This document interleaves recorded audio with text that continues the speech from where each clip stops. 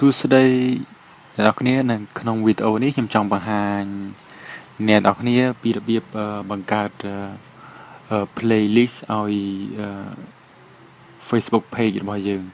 អញ្ចឹងដើម្បីបង្កើត playlist វាមានភាពងាយស្រួលសម្រាប់អ្នកចូលមើលវីដេអូយើងហើយនឹង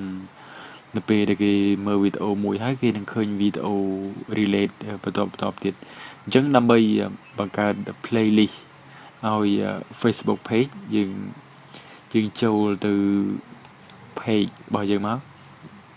ចុចកន្លែង manage page មក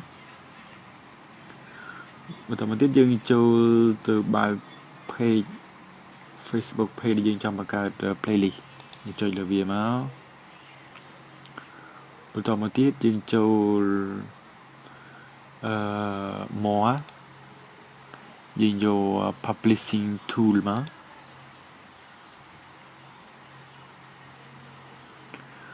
បន្តមកទៀតអ្នកនរគ្នាคลิกទៅកន្លែង creator studio នេះមកនេះជាការបង្កើត playlist 2020សម្រាប់ Facebook អញ្ចឹងដល់កន្លែងនេះតែគ្នាចុចកន្លែង content library មកនេះអ្នកនរគ្នានឹងឃើញ playlist អញ្ចឹងយើងចុចកន្លែង playlist នេះមកហើយកន្លែងនេះគឺវាយើងអាចបង្កើត new playlist អញ្ចឹងយើងចុចកន្លែងហ្នឹងមកយើងឲ្យឈ្មោះវាមកយើងដាក់ឈ្មោះ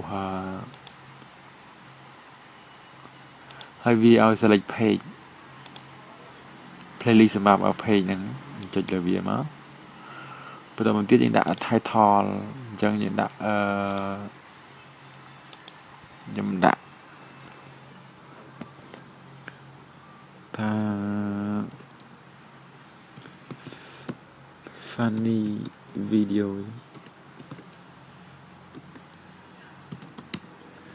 អូខេ description យើងទៅសេ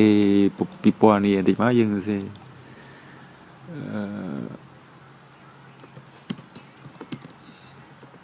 watch funny video in this page អូខេតមកទៅនេះវាឲ្យយើងដាក់រូបភាពយើងដាក់មកយើងយករូបភាពមួយដាក់មក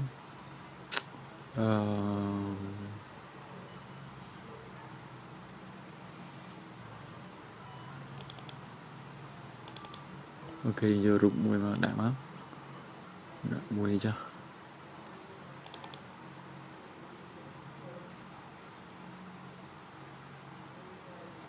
ទៅយើងចុច next អូខេហើយកន្លែងនេះវាឲ្យយើង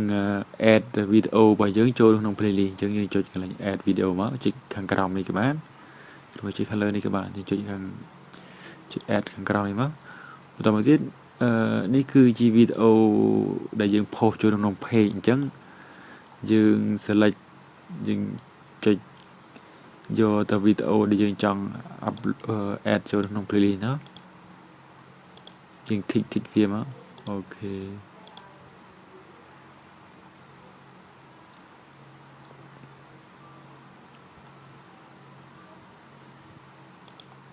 អូខេឬទៅយើងចុច add អញ្ចឹងខ្ញុំបាន tick ចំនួន8វីដេអូ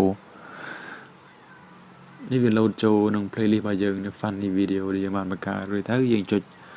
publish playlist មកអូខេអញ្ចឹងខ្ញុំបានបង្កើត playlist 2បង្កើត playlist មួយដែលមានឈ្មោះពីរបៀបឆុង page ជាអញ្ចឹងខ្ញុំមានបានវីដេអូដែរ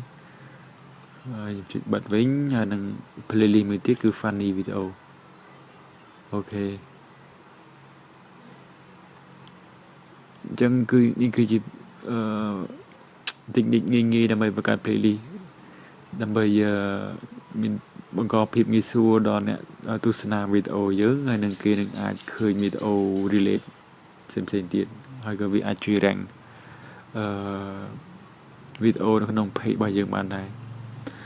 ហ្នឹងហើយអញ្ចឹងវីដេអូហ្នឹងមានតែប៉ុណ្្នឹងសូមអរគុណសម្រាប់ការទស្សនាវីដេអូហ្នឹងហើយកុំភ្លេចជួយ subscribe channel ផង